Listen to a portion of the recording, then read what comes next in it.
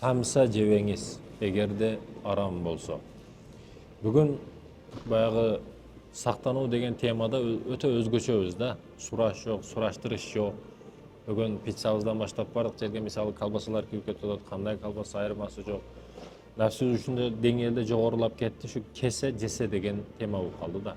Жашаш үчүн эмес, жеш үчүн жашап атабыз. Уйкудан жатуудан мурда жеп жатабыз, көздү ачышыбыз менен холодильникте ойнойбуз. Не бар экен, не жесек экен. Ушундайлар жок эмес. Максаты жеп чыгарыш да.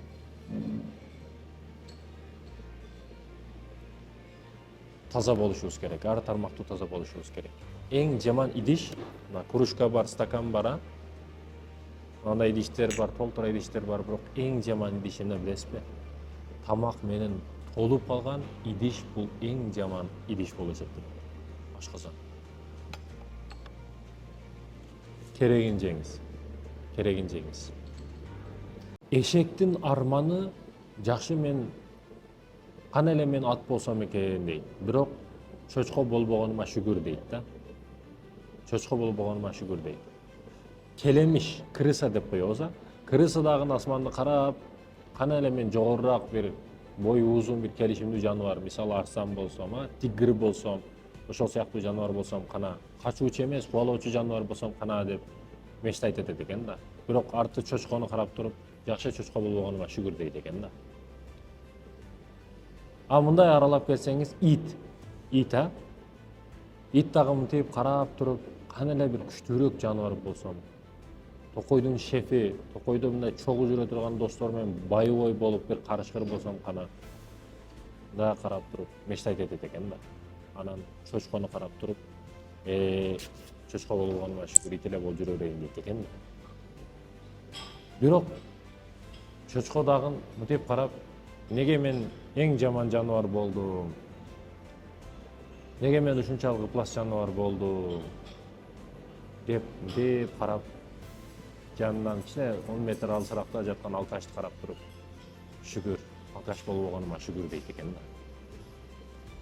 Алкаш болуш, арак ичип, көчөдө өзүңдү зараңа шымыңды өлдөп коюп жатыш, ана алдынан балдарыңды өтүшү, неберелериңди өтүшү, кону кошунан өтүп кетиши, мындан өткөн уятыраак нерсе болбосо керек менимче. Чочко дагы уялат экен да. Анан алкашсың десең, наусаны коюп койгон, мен алкаш эмесмин, алкаш деп дейсиңби деп. Алкаш дебең дейт го. Ойлонуш керек бул маселеде. Гүлдана атынын мааниси, пайдасы, тарыхы. Гүлдана эки сөздөн турат экен. Биринчи гүл, сулуулук, назиктик, жыттуу, көрк дегенди билдирсе, ал эми экинчи бөлүгү даана дегени. Даана деп коет, гүл зода, гүл даана. Даанасы акылдуу, акылман, баалуу, берекелүү деген экинчи маанини билдирет. Жалпы мааниси акылдуу жана сулуу гүлдөй кыз, баалуу, акылман, көркөм адам деген маанини билдирет экен. Гүлдана. Тарыхы өзгөчө, бул ысым түрктөрдө, перстерде, араб маданиятында кеңири колдонулган ысымдардын бири. Перс тилинде даана, акылман деген маанини билдирет. Түрк элдеринде гүл эң сыймыктуу, сулуулукту билдирген символ. Ошондуктан да илгертеден баштап кыздарга жакшы тилек ой максат менен коюлган ысымдардын бири бул гүлдана. Акылдуу болсун, сулуу болсун, берекелүү болсун деген ниет ат менен колдонулган ысым гүлдана.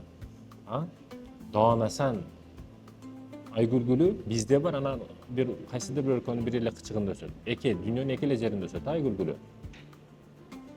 Ошондой ягана, жалгыз даана гүл. Жыты дагы башкача, өзү дагы башкача, сөзү дагы, көркөмдүгү дагы, кооздук сулуулугу дагы башкача, бул гүлданалар экен. Пайдасы, ысымын таасири адамга кадимкидей берет да. Өзгөчө биз атка карата мындай өзгөчө маани беребиз го. Ошол сыяктуу жумшак мүнөздүү, акыл ойлуу, сулуу жана сылык, үй бүлөгө берекелүү, элге жагымдуу, сөз өтүмдүү болот гүлдана аттуулар. Гүлданалар өзгөчө сулуу болот, арык чырай болот. Гүлданалардын кунигин табыш кыйын. Көбү сулуу болот, Ошондуктан да гүлдана деп коюшат да. Себеби төрөлгөндө эле көрүнүп турат, печенеси жарык, жүзү чырайлуу. Анан не кылабыз? Гүлдүн даанасы экен бул деп туруп гүлдана деп коюшат да. Кыскасы гүлдана сулуулукту, акылды, берекени билдирген гүлдана. Өзгөчө Осмондордо бир салт болгон, розаны, гүлдү, кып-кызыл гүлдү коюп койсо, бул үйдө бойго жеткен кыз бар экен, демек келсек болот экен жуучулукка деген маани берген. Дааналардан өзгөчө жалгыз гана бир даана, бул гүлдана. Дааналар, гүлдөр, аман болуңуздар. Роза гүлдү бардыгы сүйөт. Таза гүлдү бардыгы сүйөт. Сен кактус бол. Чыдаган сүйсүн сен. Чыдаган сүйсүн. Чыдаган сүйсүн чындыгында. Эркек аял киши сүйүп калса, аны жүрөгү башкарат. Мээси башкара албай калат да, жүрөгү башкарып калат. Ал эми эркек киши сүйсө, мээси дагы жүрөгү дагы башкарбайт, аны ошо аялы башкарып калат. Үйлөнгөнгө чейин жашооңузду көрүп деп бекерге айтпайм да, үйлөнгөнгө чейин. Биринчиден рисковать эте албай каласың. Сен мурда өзүң жалгыз башсың, күйсөң, эликиңе күйсөң, өзүң эле күйөсүң. Азыр семьяң менен полный кошо күйөсүң да. Нан кирбей калат үйгө, аялыңа чакалат, кыскасы ошондой. Анан экинчи жаман жери жашооңду өзгөрт дейм. Неге? Сен телевизордун пультун да өзгөртө албай каласың үйлөнгөндөн кийин. Ошондой экен, жашооңду өзгөрт үйлөнгөнгө чейин. Бизге кактус темасында сөз кетти. Бизге мындай коо, чырайлуу, сахнадагы баягыдай болуп кеткен, бизнесмен леди, акчасы көп, кыздын кереги жок. Негизгиси кол тийбеген, үйдүн бурчунда турса да кактус болсо дагы кол тийбеген гүл болуш керек да. Бизге ошонусу маани. Тазасы. Себеби биз дагы кактус болуп чоңойдук да. Чынбы? Балаңызды таштап кетпеңиз. Өзгөчө Россияга кетип калышат, таштап, тайнетасыга башкага таштап кетип, эң коркунучу нерсе тууганым деп, атам деп, бабам деп балаңызды ошолорго таштап кетиш. Биринчиден өзүңүзгө, экинчиден аларга, үчүнчүдөн балага өтө катуу удар болот. Айылдарды аралап мындай балдардын психологиясын үйрөнсөңүз, мен ошого үйрөтөт элем, аракет кылам ушул нерсеге. Балдар эшек минип кетип болсо дагы атам каякта? Россияда бир Марусяга үйлөнүп алып, Наташага үйлөнүп алып жүрөт, жыргап башка балдары бар деп дейишет. Психологияга өтө катуу таасир берет. Атамдын башка аялы бар деген түшүнүк. Россияда жүрөт, жыргап жүрөт, кайф кылып, рахат кылып жүрөт деп. Көрүнгөн адам тийишет. Көрүнгөн адам жакшы ойдо болбойт. Баягы эгер кыз бала болсо, мунун атасы Россияда деп туура эмес көз карашта дагы болот. Жашында айырмасы жок. Мындай окуялар болуп атат. Сөз эсин табат. Жакшы мааниде, жаман мааниде. Атасы Россияда, апасы Россияда, бул Тайнетаята билесизби, көп учурда мээрим тарбияны, тамакты күчтүү бериши мүмкүн. Бирок контролду боло берсе макул деп, шемдикти дамашчасы менен. Анан бирөөдөн зыян келген учурда баягы өтө катуу мээрим күчтүү болгондуктан аны дагы кечиришке ар дайым даяр болот да. Ата строгий, атаныкы баары башка, апаныкы, өзүнүн апасыныкы баары башка да. Тайнетаятага 100% кыз бала ачыла албайт, бала дагы ачыла албайт. Себеби ата-энем барго деген түшүнүк ар дайым бар да аларда. Бактылуу боломго деген түшүнүк ар дайым артка сүрүнүп келе берет да аларда. Ошондуктан айтарым, сураныч, эми да сиздер дагы туура түшүнүш керек, жашоо ушундай, иштеш керек, башка кылыш керек, акча табыш керек деген маселелер бар. Бирок азыр шарттар дагы бар го мекендешим. Эми бала канча тамак жейт, канча жүк болушу мүмкүн сизге. Кошо алып кетсеңиз болот, мисалы үчүн. Жумушуңузду мындай карап жылдырышыңыз мүмкүн. Айтайын дегеним, балага 3 жаштан кийин кеч деген китепти окусаңыз көп нерсе түшүнөсүз. 3 жаштан кийин кеч деген китепти окуп коюңуз. Өтө көп нерселерди аласыз. Айтайын дегеним ошол. Мен иштебей бай деген өзүмдүн китебимде дагы бала тарбиясы тууралуу учкай айтып кеткенмин. Бирок эң керектүү маселе ошол мекендешим. Чөп жеген жаныбарга, уйга мисалы үчүн эт бербейсиз. Чөптөрдү бересиз, кашектерди бересиз, туурабы? Ал эми эт жей турган жаныбарга чөп бербейсиз. Чөптөрдүн арасында толтура жаныбарлар бар, бирок эт жейт алар. Ошондуктан чөптөр сонун турат. Бирок ылдыйраак түшүп келе турган болсоңуз, чөп жей турган жаныбарлар бар. Чөп жок жерде. Мен айта турган тема не? Мекендешим. Сиз ордуңузду билип алышыңыз керек. Сууду сиңген жерге куюш керек. Бир жөнөкөй суу магазинде баасы башка, аэропортто баасы башка. Чындыгында башка. Мисалы, Ош базарга барып бир алтын алсаңыз, ал жерде арендасы арзан болгонуна байланыштуу алтындар кыйла арзан, 20%, 30%. Сумга барып алың эле, 40-50% жогору аласыз. Неге? Ал жерде аренда кымбат да себеп. Ошол эле адам, ошол эле продавец, бирок аренда кымбат болгондуктан Ошончо кымбат. Айтайын дегеним, ордуңузду билиңиз. Сизди кадырлабай аткан, сыйлап аткан жерден кеткен жакшы. Бир ооруйсуз, бир кыйналасыз, бирок жаңы этапка өтүп аласыз да. Эски жашоону жоготуш керек. Тооба кылган учурда жаңы жерден тооба кылсаңыз бул эң жакшы да. Аракетиңизди кылыңыз. Аялга эң күчтүү удар, эң күчтүү кыйын нерсе билесизби? Аял киши продуктасыз калса чыдайт, кыйынчылыкка чыдайт, эр ооруп калса чыдайт. Бирок бир нерсеге чыдай албайт. Бул эмне десеңиз, эринин кыянаты. Эринин кыянаты бул аял киши үчүн эч бир мындан өткөн удар нерсе болбойт да. Кыянат өтө жаман нерсе. Эркектер кыянат кылбайды. Кыянат кылуу менен бирөөгө өчөшүп, аялыма өчөшүп, башкагы деп ар нерсе жолду издешиңиз мүмкүн. Бирок билесизби, кыянат кылуу бул өзүңүзгө кыянат кылуу. Өзүңүз түнү менен ар кайсы көчөлөрдү аралап, ар кайсы үйгө заара кылып жүргөн болсоңуз, аялыңыз дагы суу эмес. Айтайын дегеним, өзүңүздү таза карма, калган жер свежий бойдон тура берет. Харадагидей таза бойдон. Эң коркунучтуу дос сатып кеткен дос. Билесизби, бизге тарбия ушундай болгон. Апам айтат эле, балам дейт да. Досуң ишенип сырыңды айтат. Сага позитив учурда күлүп сүйлөшүп, жакынада турган учуруңарда эч кимге айтпагын деп бир сырды айтат да. Арадан күндөр өтөт. Күндөр алмашып, бир күн ал менен мушташып кетесиң, урушуп каласың, келишпей каласың. Келишпей калган учуруңда мурда жакшы күндөрдө сага сыр деп, эч кимге айтпагын деп айткан сырларын башка бирөөгө айтпагын. Анан өч алыш максатында анын сыр деп сага берген сырларын башка бирөөгө сатпагын дейт эле да. Воспитание деп коет, тарбия деп акылак ушундай бизге берилиптир. Досторум жакшы мамиле кылабы, жаман мамиле кылабы, анын секрет мен үчүн сыр бойдон кала берет. Телеском сыр сандык, бизде жутуу бар, чыгаруу жок да. Айтайын дегеним, сатып кеткен достон өтө этият бол. Саткындык эң жаман нерсе да, себеби бул алыстан болбойт, тегерегиңден болот. Кыз жигит болуп сүйлөшүүнүн, сүйүшүүнүн 3 зыяны. Биринчиден, мисалы эркектер үйрөнүп калат да. Биринчи сүйүүсү, биринчи махаббаты, анан дароо келди, шаардагы бир городская көрүнгөн кызы бирөөсү дароо кармап коет, алдап коет. Анан бул максаты үйлөнүш эле, максаты түз эле, байкуш бала мешка берди, гүл берди, айфон берди, керек болсо апасына бербеген подаркаларды берди, эми бул банкрот да. Баягы же таштап кетет, же болду мен башкасына тием деп коет, же атенем унабады деп коет, болду, все. Анан жигит кыздын эң жаман жери билесиздер, эмнеси жаман? Жигит кыз болуп сүйлөшүүнүн эң жаман жери, ток ызычуу болуп урушуп кетсеңер, бала барат, ичет, сигарет чегет, айлап, жылдап унута албайт баягы кызды. А кыз ошо ажырашкан времяда прям ошо мисалы бир кафеде отуруп ажырашып атасыңар, ошо кафенин өзүндө уже башкасын таап коет да. Уже башкасын таап коет. Ишенип коюңуздар, ушунчалык тез таап коет. Ошондуктан биринчи зыяны балдарга эскертүүм, алданып калбаңыз. Ал эми экинчи эң чоң зыяндарынын бири балага айырмасы чыгып калат. Балада биринчи туруктуу сүйүү болот да чындыгында.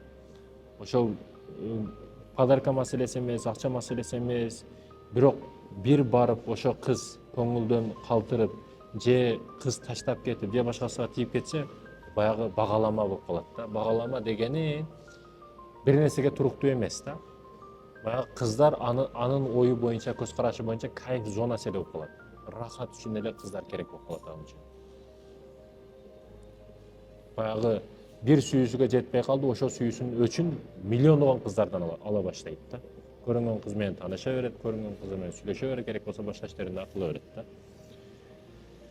Ал эми үчүнчү маселе, бир бала айтат, мен карыз бергенде эркектерге карыз бербейм. Неге? Себеби мен кыздарга карыз берем. Неге? Балдарга карыз берсең, тескерисинче өзүң муш жеп калат экенсиң. Берем деп качан сурай берсең бир урду дейт да. А башка кыздарга берсең, массаж кылып берет, өзүң карайт экен, мээрим көрсөтөт экен, жок деген акчаңы бере албаса дагы башка жактан жардам кылат экен дейт да. Мына көрдүңүзбү? Ортоңордо кыз жигит болуп баштаганыңардан кийин мамиле боло баштайт да. Акча сурап турасың, башка бирдекеге жардам сурай коесуң. Ошол себептерден улам кийин жыныстык катнаш, арам иштер болуп кетет. Эң коркунучтуу, эң жаманы да ушул да. Анан жоопкерчилик жок. Жоопкерчилик жок, бала эркинчилик, каалаган учурда балада да кетип калышка тандоо бар, кызга дагы башка бирөөгө тийип кетишке шанс, тандоо бар да. Тандоонун баардыгы өзү жаман.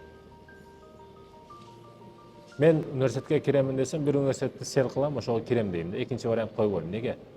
Ага өтпөй калсам экинчи вариантым бар го деген түшүнүк бар да менде. Ошон үчүн менде бир эле вариант болот. Ар ким өзүнө жарашасын алды деп ойлойм. Дидар ганимат деп коет өзбек бир туугандарда. Убакыт өтө тездик менен өтүп жатат. Отуруп туруңуздар. Жөн эле телефондон сүйлөшө бербестен, жандуу дагы жолугуп туруңуздар. Бүгүн телефон деген кээде жакшы, кээде бале дагы болуп атат да. Бале дагы болуп атат. Мурдагы чай ичүүлөр жок. Мурдагы жолугушуулар жок. Мурда аксакалдар көчөдөн өтсөң чай ичип отурат эле, балам чайга устуйп деп мисал үчүн. Негизги маселе чай эмес, чайлашкан адамдын маанилүү дейт го, туурабы? Ошондуктан чайлашайлы. Себеби бул чай жөн эле шылтоо да. 20 сомдук чай бардыгыбыз үйүбүздө бар. Болгону чай шылтоосунда канчалаган жакшы проекттерди сүйлөшөбүз. Бири-бирибизге дил маек кылабыз. Бири-бирибизге сухбеттерди кылабыз. Бири-бирибизге өтө жакшы белектерди беребиз. Адамдын мен азыр күлсөм сизге, сиз дагы күлөсүз да. Күлкү жугат.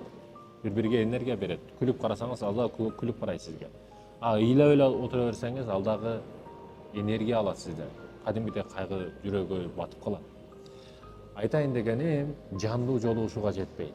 Жандуу туугандар менен отуруп туруңуз, достор менен отуруп туруңуз, чыгыңыз, бир комнатада караңгы комнатада бекинип алып жата бербеңиз, телефон чукулап. Телефондогу мусорлор мээңизди толтуруп койбосун да. 100 000 адам жылан чагып өлөт дүйнө жүзүндө. Жылына. Өзгөчө Азия өлкөлөрүндө Индия биринчи орунда турат. 50-58 миңдей адам анык түрдө өлөт да.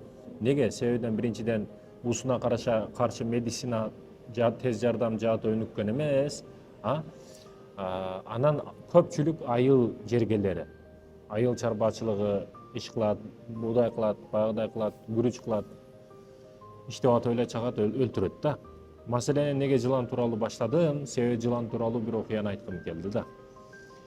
Жашоосун жаңыдан баштайын деп аткан адамдар үчүн, жаңы жылды күтпөстөн, понедельникти күтпөстөн, азыр ушул абалдан жашоосун жаңыдан баштагысы келген адамдарга туура жол, туура багыт, 3 жолун дагы, 3 эрежесин дагы, окуясын дагы анык түрдө ачып айтып беремин да. Биз жаныбарлардан окуя түрүндө мисал алабыз, бирок ал бизге тиешелүү окуя да негизи. Жаныбарлардан окуя түрүндө бизге пайда. Жылан терисинен арызданып, өзүнүн шартынан арызданып, мурда жаш учурумда красавчик элем, сулуу элем, кооз элем, терим башкача эле, өзүм басып турушум өзгөчө эле, азыр мына ушундай болуп калдым, терим өзүмдү өзүм кысып, өзүмдү өзүм кыйнап турган учуру деп арызданып, өзүгө өзү жаман сөздөрдү айтып жатканын үкү угуп турат экен да. Үкү. Арзангандан кийин арзанып, мага эми дүйнөнүн кереги жок деп барып, нын жерге, зак жерге, бизде айтмакчы, зак жерге барып, тегеренип жатып алат экен. Үкү учуп келип, жаныга жакындап, жыландын арыз муңун угуп, жашоонун жаңыдан баштагың келсе, арыздануу эмес, жол табуу негизги маселе. Билесиңби, жашоону жаңылаш үчүн оору келет, сыноо келет, проблема келет.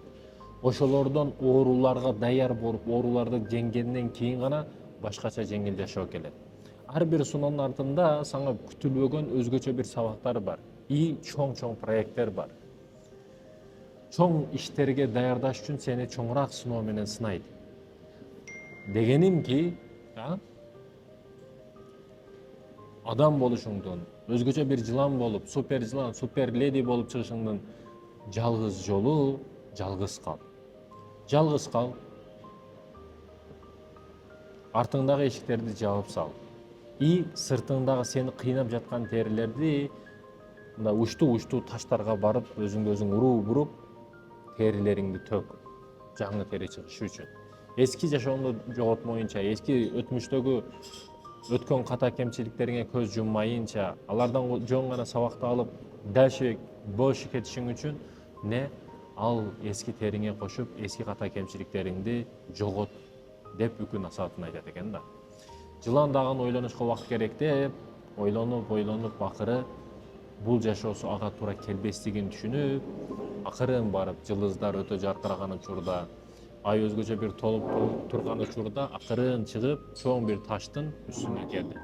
Чоң таштын үстүнө келип, бүт жылыздарды, бүт ааламды карап, жаратылышты карап, өзгөчө кооздугун каранып, кооздугуна суктанып, мен өзгөрбөсөм болбойт. Бул жашоо мен үчүн эмес экен. Бул жыргал жашоо, бул кайф жашоо, бул бардык рахаты дагы, бардык кыйынчылыгы дагы бир келген жашоо мен үчүн эмес экен. Бул кычыктан мен чыгышым керек деп, жылан өзүгө өзү сөз берип, өзгөрүүнүн аракетин баштайт экен да. Көрүнгөн ташка, учтуу таштарга өзүн уруп, терисин күпкөнчө, аркадагы ката кемчиликтерин дагы унутушту баштайт экен да. Жаштыгыда ичип койду, жаштыгыда чегип койду, жаштыгыда зына кылып койду, жаштыгыда арам иштерди кылып койду, жаштыгыда ката кемчиликтерди кылып койду кээ бирөөлөр. Алардын дагы ошо терисин күпкөнү сайын не? Ошо ката кемчиликтерин дагы көбүп жатты да. Өтө жеңилдеди. Башкача жашоо бар экендигин көрдү. Жана өтө жеңилдегенден кийин өзүнө карап, өзүнө баш багып, ошону айтты да. Жеңил жашоону карасак, биз өзүбүз ойлогон деңгээлдеги жашоону кааласак, башка бирөө келип бизге жардам бере албайт. Өзүбүз кылышыбыз керек. Анан ооруга даяр болушубуз керек экен. Мен азыр теримди таштаган учурда канча кыйналдым.